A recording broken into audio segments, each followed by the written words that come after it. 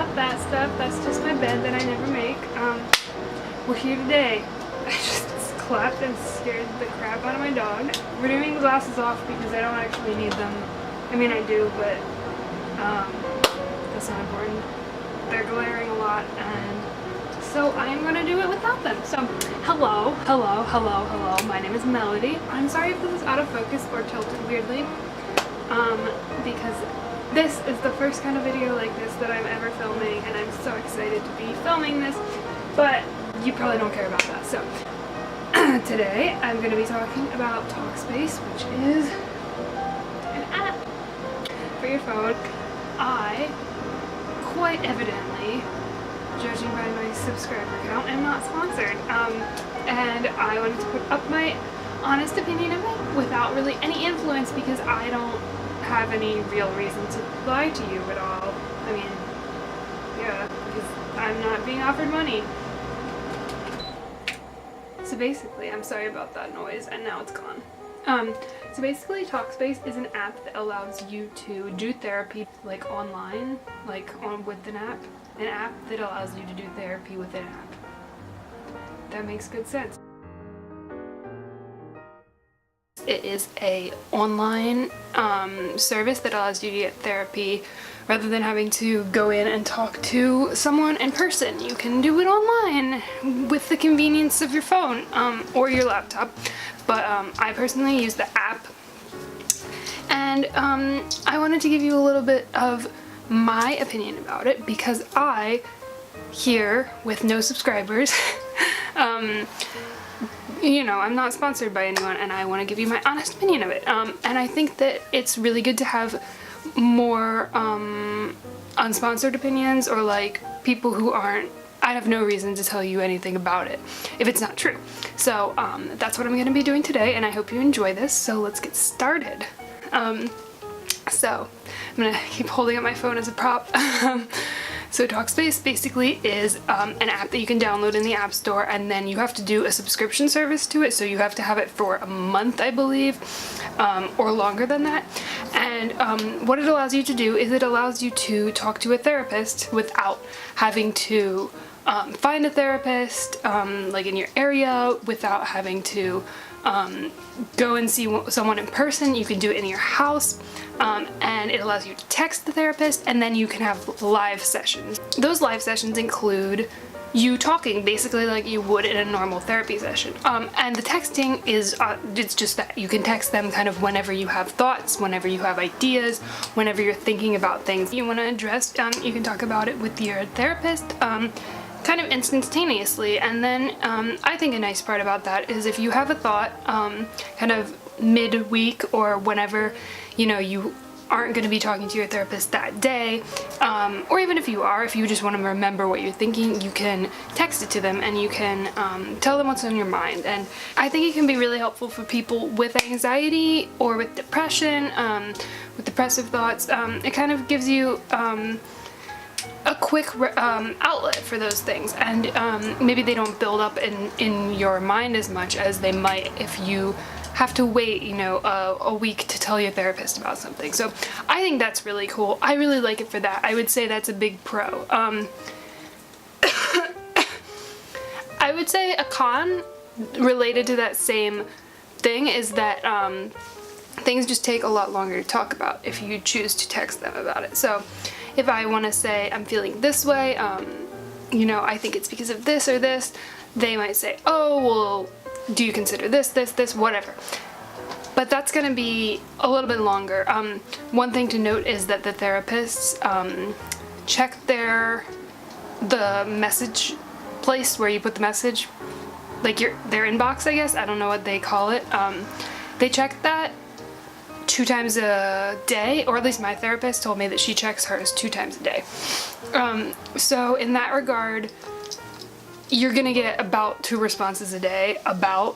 Like, obviously if you're probably having like a crisis and they have a moment, they can probably help you, but it's not like they're just waiting around for you to message, because basically a lot of these people seem to have maybe not practices, but they have an office that they work out of anyway. So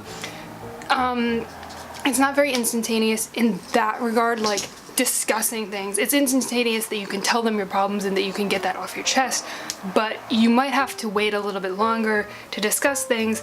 And if you're talking about things in therapy, it's gonna be, you're gonna say something and then they're gonna say, oh, is this how you address this? They're gonna kind of talk about it like a normal conversation.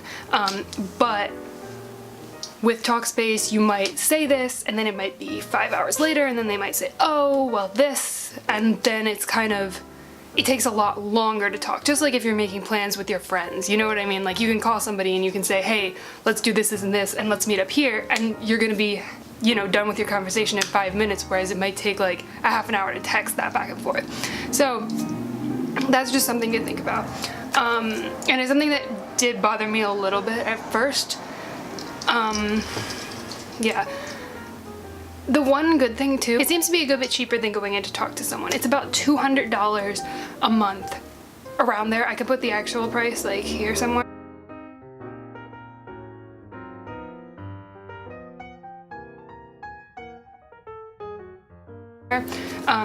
It's about that price a month to have the live sessions and the texting.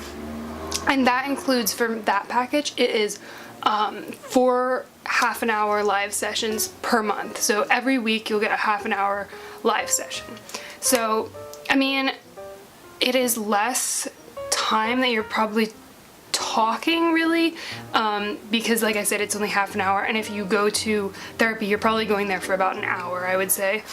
So it's less time for talking, but you get more support, I would say. So that's kind of nice. The app itself, the interface is very easy to use. I like it. I don't have really any complaints about it, other than maybe like you can't see if they read it, but like I guess that doesn't matter because like they're gonna respond when they see it anyway. So I don't know. That was just something I thought of, but that's not very important. But overall, I do like the interface. And personally, my experience with my counselor has been very good so far. I mean, it is, I would say another con in my opinion would be that it might be hard opening up to these people just because you're not there in person, and you're not in person quite as much as you would be with normal therapy. So I think that it could be harder for people to open up to their therapists if you have trouble opening up to your therapist in the first place. So that's just something to consider. I tend to have a little bit of trouble opening up, so it's been something that I've been thinking about, but I'm not sure how much that actually is just me having a problem opening up to people or the actual app. So I'm sorry that the lighting got weird and I literally can't make a video without everything going wrong at once, but back here. So I just wanted to give some like final thoughts. I guess I don't want this to be too long of a video. I kind of wanted to give a brief overview, and then like if you want me to go more in depth about it, I kind of can, like in a follow-up video or something like that. Essentially, I think it's a good service. I think it does what it says it's supposed to do. I think it's a little bit tough if you have some issues that are, like, I think it's really good for like stress type of stuff. And I haven't been having a lot of like that kind of thing. Like I have like been just having a lot of like not small, but like smaller things than like my general anxiety and like what triggers me and everything, and like depressive thoughts. So yeah, I mean, I guess I should have said that earlier, but I do have anxiety, like generalized anxiety, and then I'm not like diagnosed or anything with depression, but I do definitely get like depressive thoughts, and like I don't really like to say that I have depression, but like that. And I do also have seasonal depression, which I haven't used this app for that long, so I don't know, it's summer here. So basically I think it's really good if you you know, can't make it to appointments, if you have a really busy job or something like that. I think also another really great great candidate to use Talkspace would be somebody who's traveling a lot. So or perhaps you're traveling overseas, or if you travel a lot in general and you don't have like access to one therapists all the time. I think that would be a great thing. Will I continue to use it? Yes, I will, just because I haven't personally found a therapist that I like around here, and I also don't, like, insurance is really spotty with this, so it depends on if you'd be insured anyway, but like, I need to work out some insurance stuff before I even like think about this. So I mean, I think it's a great service. I have seen a lot of other sponsored reviews, or like I've seen a number of other sponsored reviews for Talkspace, and then there's another one that a YouTuber I really love, I watch all of her videos, and she talked about it, but I don't remember what that one was called. I can insert it here again, and that's like something similar, so if you want to look into that one to compare them. The reason I ended up getting Talkspace was because my boyfriend was kind of pushing me to do something, to do therapy, because he knew that I was going through a lot of stress. Oops, sorry. So he kind of was the one who was saying, hey, you should really talk to someone, and he knew about Talkspace, and so that was the one that he really suggested me to use, that he's heard a lot of like good things about. But again, like, it's really like talked about a lot through sponsorships, and that's pretty much the only way I've ever heard of it. I haven't really heard of it unsponsored, and I'm probably gonna like find unsponsored reviews as I go to post this, but yeah, I think it's a great service for what it is. I think it's not for everybody though. And I think, like I was kind of starting to say before, if you have deeper issues, if you have bad anxiety, if you have bad depression, I think that it's important to be seeing someone in person, especially if it's, you know, things that it's harder to talk about more in-depth issues is something I've kind of noticed. Like, obviously these are deep issues because they're like things of your mind, and they're things that are like stressing you, or things that are making you anxious or depressed, but I tend to find that it's a little bit better for just more, I'm really anxious about starting a new job, I'm really anxious about, you know, graduating, going to school, you know, stuff like that, that's not really like existential things. But like I said, if you are experiencing more, just you're going through some stuff, then I think it would be great. It also depends on like how comfortable you are like talking to a phone. Like, I know that sounds weird, but like, do you video chat with your friends? Do you know what I mean? Because if you don't, then I feel like it's gonna be really weird, like you holding up a phone or like talking to your laptop, because it's gonna be like this weird like artificial thing. But like, if you're used to that, then it's kind of like, okay, whatever, like this is normal.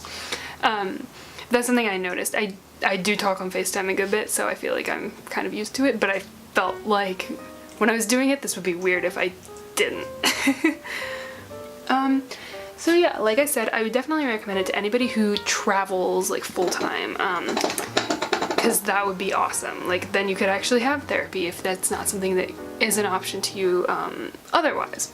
And for people with issues that aren't super deep and aren't like super important to solve them now kind of thing, I think that would be another good option. So overall, I do really recommend it. I think it's a great resource for this generation, and we're so much more comfortable talking on the phone and talking. That's my dog pushing around his bowl because he wants to get fed. I will feed you in a second. Just a second. Yeah, I mean, I think it's a great tool for this generation where, you know, everything's online for us. So I'm excited about that. I'm excited about that as a tool. I think it's a really creative idea. You better not. You better not. Overall, would I recommend it? Yes. I think it's really good for what it aims to be. So, yeah, I hope you learned a little bit. I don't know, this was kind of scatterbrained, and I know that I've shifted a few times, and the lighting is different, and the microphone is different, so I'm sorry about all that. I'm gonna try to record videos that I'm not a total shit show in, and hopefully those will be coming soon, because this is something I have wanted to do for a long time, but I just haven't because I'm lazy. So, thank you for joining me. If you were interested in this, let me know other things I can talk about, and I would love that. Alright, I gotta go now because my dog is obviously starving. So I will see you next time. Bye!